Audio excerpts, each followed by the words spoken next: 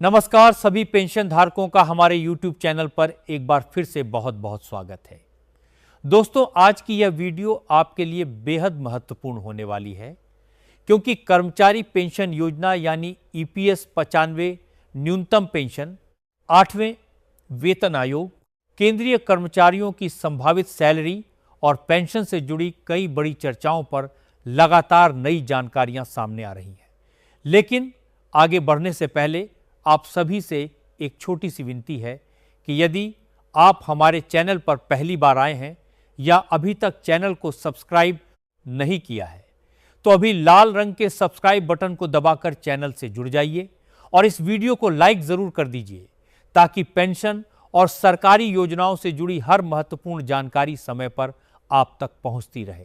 अब बिना किसी देरी के शुरू करते हैं आज की पूरी जानकारी और समझते हैं कि आखिर इन दिनों पेंशन और वेतन से जुड़े मामलों में क्या चर्चा चल रही है, क्या आधिकारिक रूप से तय हो चुका है और किन बातों पर अभी भी सरकार की अंतिम मंजूरी का इंतजार किया जा रहा है। दोस्तों, सबसे पहले बात कर्मचारी पेंशन योजना यानी EPS 95 को लेकर करते हैं। पिछले कुछ समय से सोशल मीडिया और विभिन्न प्लेटफॉर्म पर कई तरह के दावे किए जा रहे हैं कि नई पेंशन व्यवस्था लागू हो गई है, न्यूनतम पेंशन तुरंत बढ़ा दी गई है या फिर पुरानी व्यवस्था पूरी तरह बदल दी गई है। ऐसे में सबसे जरूरी बात यह है कि आधिकारिक घोषणा और सोशल मीडिया पर चल रही चर्चाओं के बीच अंतर समझना चाहिए। वर्तमान समय में न्यूनतम पेंशन को बढ़ाने की मांग लंबे समय से विभिन्न पेंशनर संगठनों द्वारा उठाई जाती रही है। कई संगठनों ने सरकार के सामने यह प्रस्ताव रखा है कि बढ़ती महंगाई और जीवन यापन की लागत को देखते हुए न्यूनतम पेंशन में बढ़ोतरी की जानी चाहिए। हालांकि इस विषय पर अंतिम निर्णय और आधिकारिक अधिसूचना का इंतजार अभी भी बना हुआ है, इसलिए किसी भी वायरल संदेश पर आंख बंद करके भरोसा करने के बजाय हमेशा सरकार या संबंधित विभाग की आधिकारिक जानकारी का इंतजार करना सबसे सुरक्षित तरीका माना जाता है। यदि पेंशन की गणना की बात करें तो फिलहाल लागू नियमों के अनुसार कर्मचारी पेंशन योजना के प्रावधानों में वही व्यवस्था प्रभावी है जो अधिसूचित नियमों के तहत लागू है। कई विशेषज्ञों का मानना है कि भविष्य में सुधार की संभावनाओं पर विचार किया जा सकता है, लेकिन जब तक सरकार कोई नया आदेश जारी नहीं करती तब तक वर्तमान व्यवस्था ही प्रभावी रहती है। यही कारण है कि पेंशन धारकों को सलाह दी जाती है कि किसी भी अपुष्ट जानकारी के आधार पर आर्थिक योजना न बनाएं, बल्कि आधिकारिक निर्णय आने तक प्रतीक्षा करें। इसी के साथ उच्च पेंशन के विषय पर भी लगातार चर्चा हो रही है। सर्वोच्च न्यायालय के फैसलों और उसके बाद जारी विभिन्न प्रक्रियाओं के कारण कई पात्र कर्मचारियों ने उच्च पेंशन के विकल्प में रुचि दिखाई है। हालांकि यह प्रक्रिया सभी पर समान रूप से लागू नहीं होती, बल्कि पात्रता, सेवा रिकॉर्ड, वेतन संबंधी विवरण और नियमानुसार आवेदन जैसी कई शर्तों पर निर्भर करती है। इसीलिए यदि कोई व्यक्ति उच्च पेंशन से संबंधित लाभ लेना चाहता है तो उसे संबंधित विभाग या EPFO द्वारा जारी दिशा निर्देशों के अनुसार ही आगे बढ़ना चाहिए। अब बात करते हैं 8वें वेतन आयोग की, क्योंकि इस समय सबसे ज्यादा चर्चा इसी विषय को लेकर हो रही है। केंद्रीय कर्मचारियों और पेंशन धारकों के बीच यह जानने की उत्सुकता बनी हुई है कि आखिर नया वेतन आयोग कब अपनी सिफारिशें देगा, फिटमेंट फैक्टर कितना हो सकता है और इसका असर वेतन तथा पेंशन पर किस प्रकार पड़ेगा। यहां यह समझना बेहद जरूरी है कि अभी तक अंतिम सिफारिशें सार्वजनिक नहीं हुई हैं। अलग अलग कर्मचारी संगठन अपनी अपनी मांगें सरकार के सामने रख रहे हैं। कहीं अधिक फिटमेंट फैक्टर की मांग की जा रही है तो कहीं न्यूनतम वेतन में बड़ी बढ़ोतरी की बात कही जा रही है। लेकिन मांग और सरकारी निर्णय दोनों अलग अलग बातें हैं। वेतन आयोग की प्रक्रिया हमेशा विस्तृत होती है।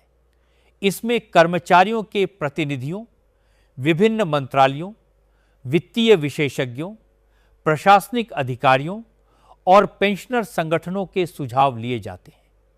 उसके बाद आर्थिक स्थिति, सरकारी खर्च, महंगाई, राजकोषीय संतुलन और भविष्य की आवश्यकताओं का अध्ययन किया जाता है। इन सभी पहलुओं पर विचार करने के बाद आयोग अपनी रिपोर्ट तैयार करता है और फिर केंद्र सरकार उस रिपोर्ट पर अंतिम निर्णय लेती है। इसीलिए जो भी आंकड़े इन दिनों सोशल मीडिया पर दिखाई दे रहे हैं, उन्हें अंतिम निर्णय मान लेना उचित नहीं होगा।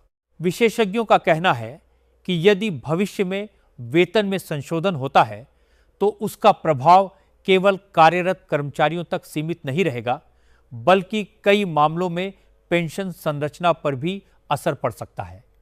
हालांकि इसका स्वरूप क्या होगा, यह पूरी तरह आयोग की सिफारिशों और सरकार के अंतिम फैसले पर निर्भर करेगा।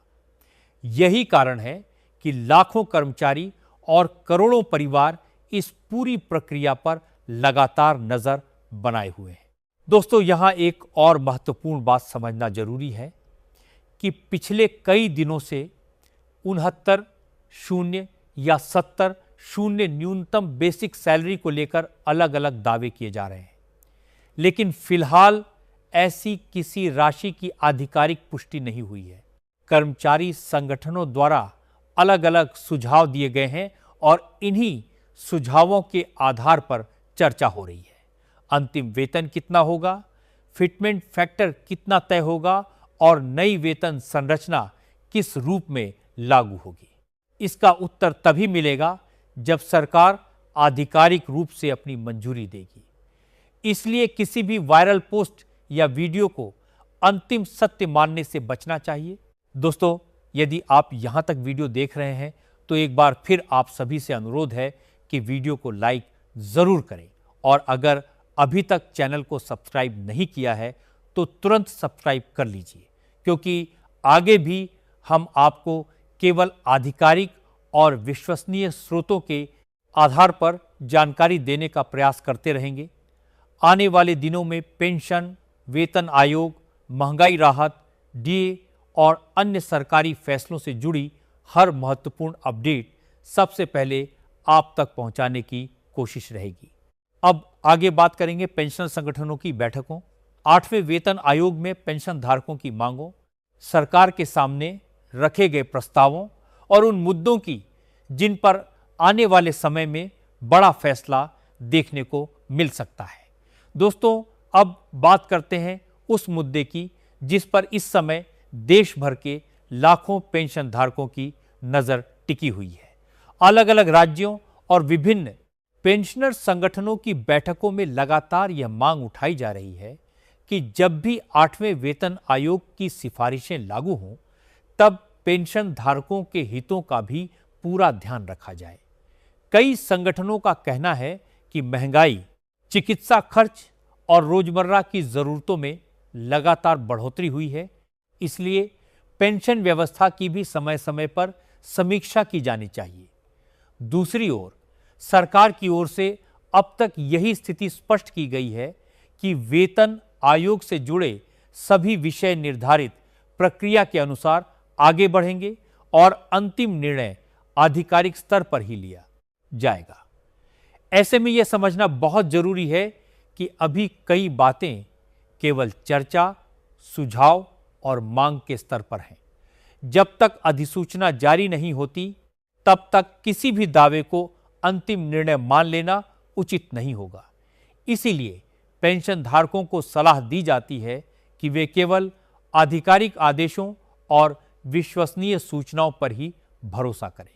इसी बीच कई पेंशनर संगठनों ने अपनी बैठकों में यह भी कहा है कि यदि भविष्य में वेतन आयोग की सिफारिशें लागू होती हैं तो पेंशन संशोधन की प्रक्रिया भी पारदर्शी होनी चाहिए, ताकि किसी भी पात्र पेंशन धारक को उसका वैधानिक लाभ मिलने में अनावश्यक देरी न हो गई हो। कई संगठनों ने यह भी मांग रखी है कि न्यूनतम पेंशन, महंगाई राहत, चिकित्सा सुविधाएं और अन्य सामाजिक सुरक्षा उपायों पर गंभीरता से विचार किया जाए। हालांकि सरकार की ओर से इन सभी मांगों पर क्या अंतिम रुख अपनाया जाएगा, इसका जवाब आने वाले समय में ही स्पष्ट होगा।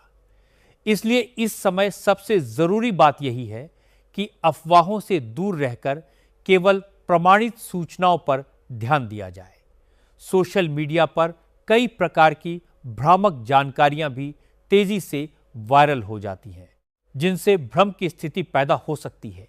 इसीलिए किसी भी संदेश को आगे भेजने से पहले उसकी सत्यता की जांच अवश्य कर लें। 8वें वेतन आयोग को लेकर भी लगातार यह सवाल पूछा जा रहा है कि यदि नई सिफारिशें लागू होती हैं तो क्या कर्मचारियों को एरियर मिलेगा, क्या पेंशन में संशोधन होगा और क्या महंगाई राहत की गणना में भी बदलाव देखने को मिलेगा। फिलहाल इन सभी सवालों का एक ही उत्तर है कि अंतिम रिपोर्ट और सरकार की मंजूरी के बाद ही स्पष्ट तस्वीर सामने आएगी। यदि आने वाले समय में न्यूनतम पेंशन, 8वें वेतन आयोग, फिटमेंट फैक्टर, महंगाई राहत, एरियर या पेंशन से जुड़े किसी भी विषय पर सरकार की ओर से कोई नई अधिसूचना या महत्वपूर्ण निर्णय जारी किया जाता है तो उसकी पूरी और प्रमाणित जानकारी सबसे पहले आप तक पहुंचाने का हमारा प्रयास रहेगा। इसलिए यदि आपने अभी तक इस वीडियो को लाइक नहीं किया है तो एक बार जरूर लाइक कर दीजिए और चैनल को सब्सक्राइब करके नोटिफिकेशन भी ऑन कर लीजिए ताकि आगे आने वाली कोई भी महत्वपूर्ण अपडेट आपसे छूट न जाए। आपकी एक छोटी सी मदद हमारे लिए बहुत बड़ा उत्साह बढ़ाने का काम करती है और हमें लगातार आपके लिए ऐसी ही उपयोगी और जिम्मेदार जानकारी लेकर आने की प्रेरणा देती है। फिलहाल इस समय की सबसे महत्वपूर्ण बात यही है कि न्यूनतम पेंशन बढ़ाने की मांग पर विभिन्न स्तरों पर चर्चा जारी है। 8वें वेतन आयोग को लेकर कर्मचारियों और पेंशन धारकों में उत्सुकता बनी हुई है, लेकिन अंतिम निर्णय अभी भी आधिकारिक प्रक्रिया के अधीन है। इसलिए किसी भी वायरल दावे पर तुरंत विश्वास करने के बजाय संबंधित विभाग की वेबसाइट, आधिकारिक प्रेस विज्ञप्ति या सरकार द्वारा जारी आदेश का इंतजार करना सबसे सही और सुरक्षित तरीका होगा। जैसे ही कोई नया और प्रमाणित अपडेट सामने आएगा, हम उसके सभी पहलुओं को सरल भाषा में आपके सामने विस्तार से रखेंगे। तब तक के लिए अपना और अपने परिवार का ध्यान रखिए, स्वस्थ रहिए, जागरूक रहिए और केवल सत्यापित जानकारी पर ही भरोसा कीजिए। धन्यवाद। नमस्कार।